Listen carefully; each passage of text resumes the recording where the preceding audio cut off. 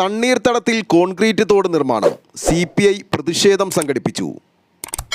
കളമശ്ശേരി നഗരസഭയിലെ 42-ാം വാർഡിൽ തണ്ണീർത്തട നിയമം ലംഘിച്ച് 6 ഏക്കർ പാടത്തിന് മധ്യഭാഗത്ത് കൂടി നടത്തുന്ന തോട് നിർമ്മാണം അവസാനിപ്പിക്കുക, മുട്ടാർപ്പുഴ മലിനീകരണപ്പെടുത്തുന്ന നഗരസഭയുടെ നടപടികൾ അവസാനിപ്പിക്കുക, ഇല്ലാത്ത തോടിനു വേണ്ടി മുനിസിപ്പൽ ഫണ്ട് സ്വകാര്യ ട്രസ്റ്റിനു വേണ്ടി അനുവദിച്ചവർക്കെതിരെ നടപടി സ്വീകരിക്കുക, മുനിസിപ്പൽ കൗൺസിലിനെ തെറ്റിദ്ധരിപ്പിച്ച ഉദ്യോഗസ്ഥർക്കെതിരെ നിയമ നടപടി സ്വീകരിക്കുക എന്നീ ആവശ്യങ്ങൾ ഉന്നയിച്ചുകൊണ്ട് കളമശ്ശേരി നഗരസഭാ ഓഫീസിന് മുന്നിൽ CPI കളമശ്ശേരി വെസ്റ്റ് ലോക്കൽ കമ്മിറ്റിയുടെ നേതൃത്വത്തിൽ പ്രതിഷേധം സംഘടിപ്പിച്ചു.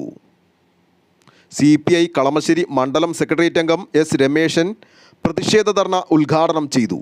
ഇതുവരെ തുറന്നു പറഞ്ഞിട്ടില്ല.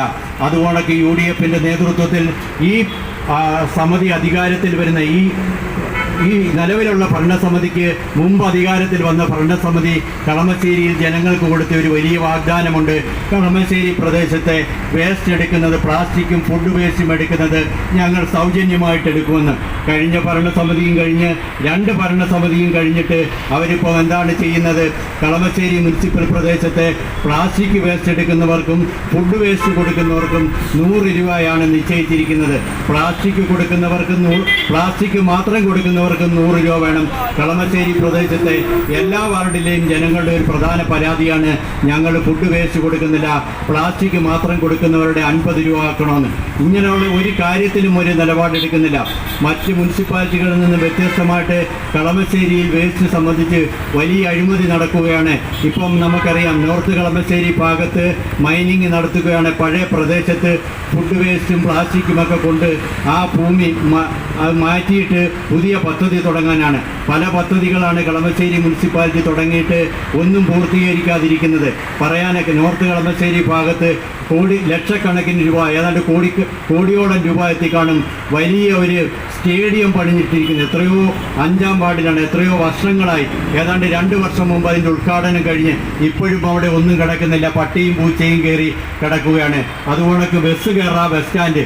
എനിക്ക് തോന്നുന്നു കേരളത്തിൽ വേറൊരു മുനിസിപ്പാലിറ്റിയിലും ഇതുപോലൊക്കെയുള്ള പദ്ധതികളില്ല. ബസ് കയറാത്ത ബസ് സ്റ്റാൻഡ് ലക്ഷക്കണക്കിന് രൂപ മുടക്കി കളമശ്ശേരി മെഡിക്കൽ കോളേജിൻ്റെ ഭാഗത്ത് പണിഞ്ഞിരിക്കുന്നത്. അങ്ങനെയുള്ള പുതിയ നൂതനമായ പദ്ധതികളാണ് ഇവർ കളമശ്ശേരി പ്രദേശത്ത് എങ്ങനെ കമ്മീഷൻ അടിക്കാം, അല്ലെങ്കിൽ എങ്ങനെ അഴിമതി നടത്താം എന്നുള്ള വലിയ കാഴ്ചപ്പാടോടുകൂടിയാണ് ഇവർ ഈ കളമശ്ശേരി മുനിസിപ്പാലിറ്റിയിലെ പദ്ധതികൾ ആസൂത്രണം ചെയ്യുന്നത്.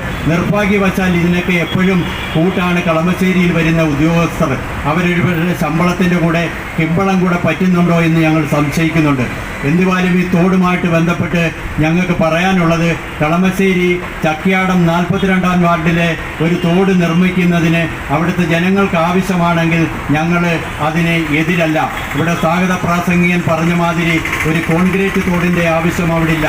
സാധാരണ ഒരു പ്രദേശത്ത് ഒരു തോട് നിർമ്മിക്കണമെങ്കിൽ ആ ഭൂമിയിൽ നിന്നും 1 അടി താഴ്ച, അല്ലെ 1 മീറ്ററെങ്കിലും താഴ്ച, അല്ലെ 1 അടിയെങ്കിലും, അല്ലെ 2 അടിയോ 3 അടിയോ താഴ്ചയിൽ ഒരു CPI local assistant secretary Siju Devasi അധ്യക്ഷത വഹിച്ചു.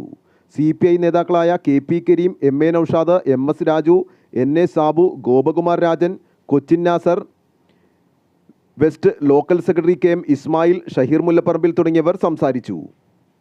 Sheril, RS Prabha, Saji Patrick, Riyas, Ansar, Naushad, KS തുടങ്ങിയവർ പ്രതിഷേധ ധർണയ്ക്ക് നേതൃത്വം നൽകി. News desk Kalamassery.